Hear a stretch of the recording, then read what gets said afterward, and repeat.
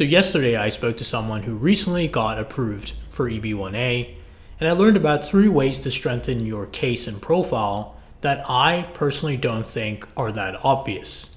It seems like people are still talking about citations, patents, and publishing papers, and not really about these, less obvious ways to strengthen your case that are still as important as having all these profile building activities. Now, this is more about case preparation, but it still ties into the importance of building a strong profile.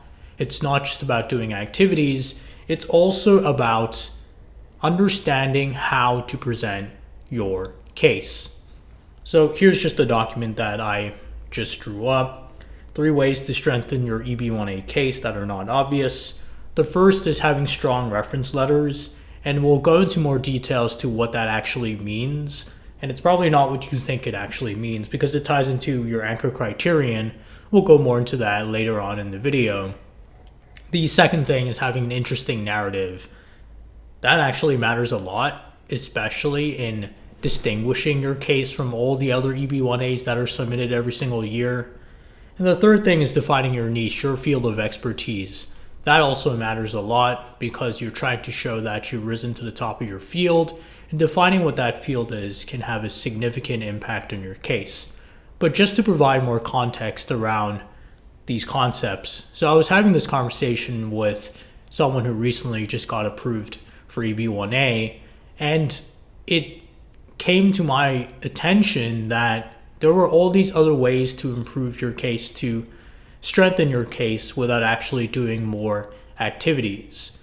So just to give you a brief background of this person, he works in AI and machine learning, and something he was able to really present in his case, even though he didn't have that much experience, he also did not have a PhD, he was able to show that he had been able to deliver a significant impact, not only on his company, but on his field as a whole. And he went even beyond that and was able to talk about what that impact was. So just to get into the specifics, he was able to find a significant flaw with the government system through the use of AI, was able to flag this for his employer's attention.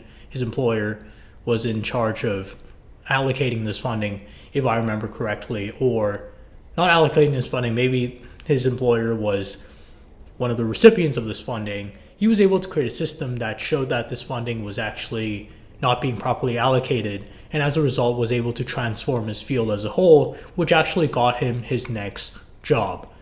But it doesn't really matter what the details are. Based on that narrative alone, I went from not really caring about his specific reasons for EB-1A for getting an approval to really being captured by this story.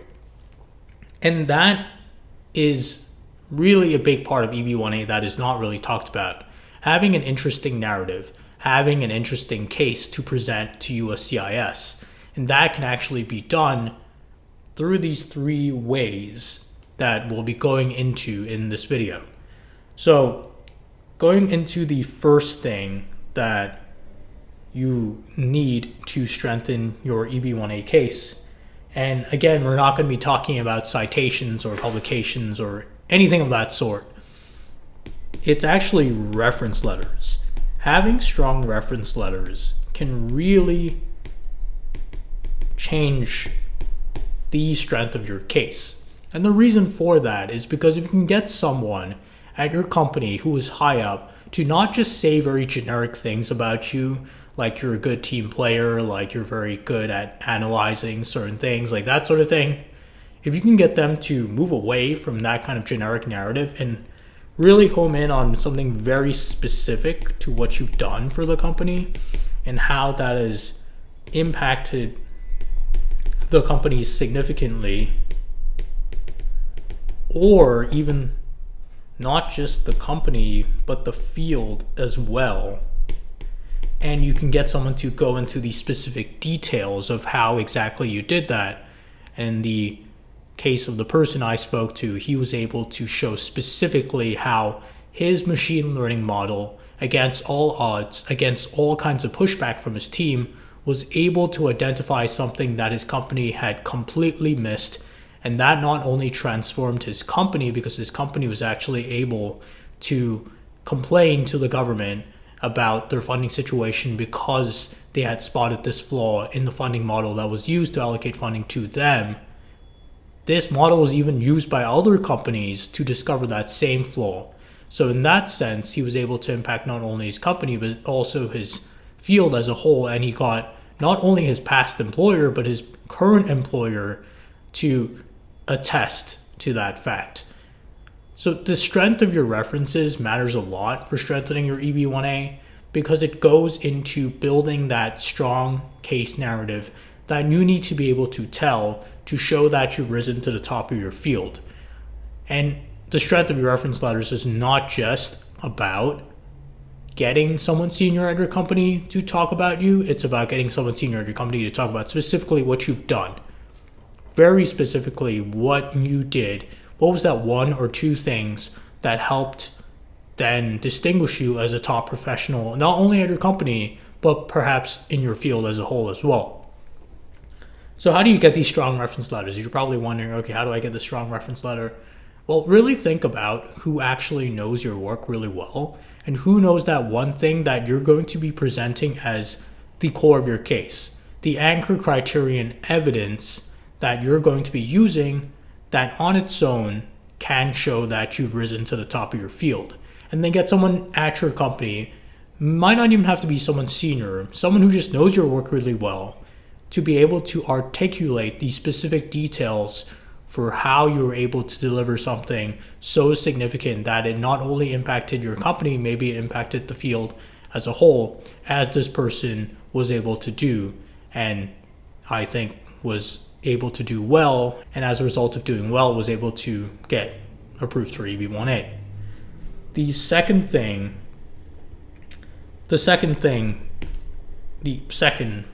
underappreciated way to strengthen your EB-1A case is to have an interesting narrative.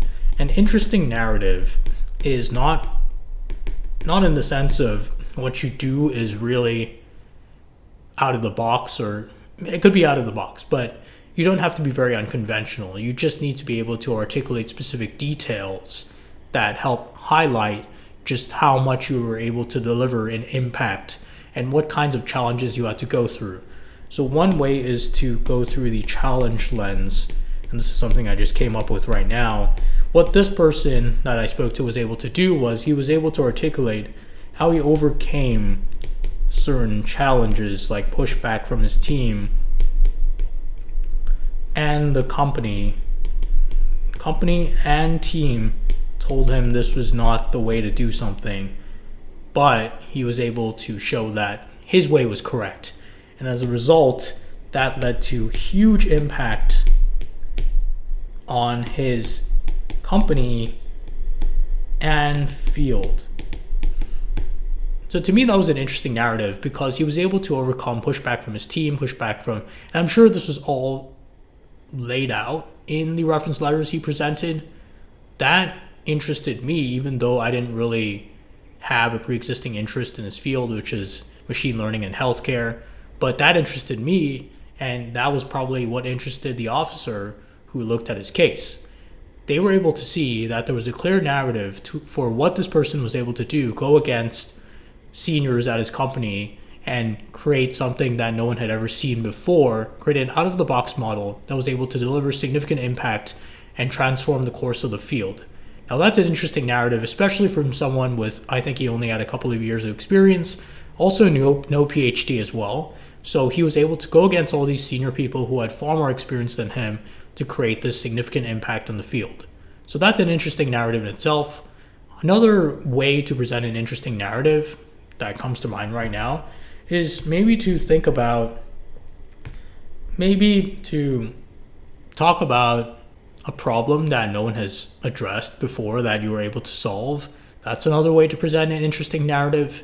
But it all comes down to the details that you talk about and what kind of role you played in the narrative that you're presenting. If you just say you did one thing and then you don't really talk about the context for it and what challenges you had to go through, how this makes you one of the top professionals and how other professionals, in fact, maybe how other accomplished professionals in your field didn't even see the problem you're trying to solve, then you're probably just going to present a very generic case, which is something you might want to avoid if you want to present a strong case to USCIS. And the third way to strengthen your case that is, again, not very obvious is defining your niche properly. A lot of people don't really understand what their niche is. They say things like, I'm in software engineering, specifically AI or machine learning, or I'm in data science, I'm in AI, data science. That's not really your niche. You want to be as niche as possible and talk about specifically your line of work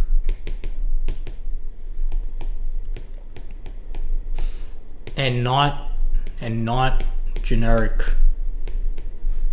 fields. So saying you're in AI is not really saying that you're in a niche.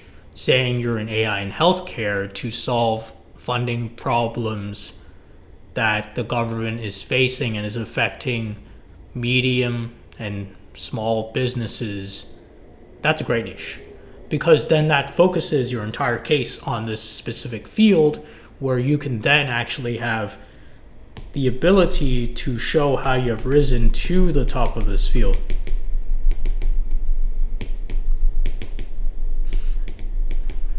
As long as you can present a niche that actually makes sense, then you can craft a narrative that shows how you've risen to the top of this field. So in the case of the person I spoke to, he was able to show that he was able to rise to the top of this field to do with healthcare funding from the government through the use of AI, because he built an AI model that was able to correct significant funding problems, not just for his company, but also for his field. Note that he didn't have to create a case where he was at the top of healthcare AI in general.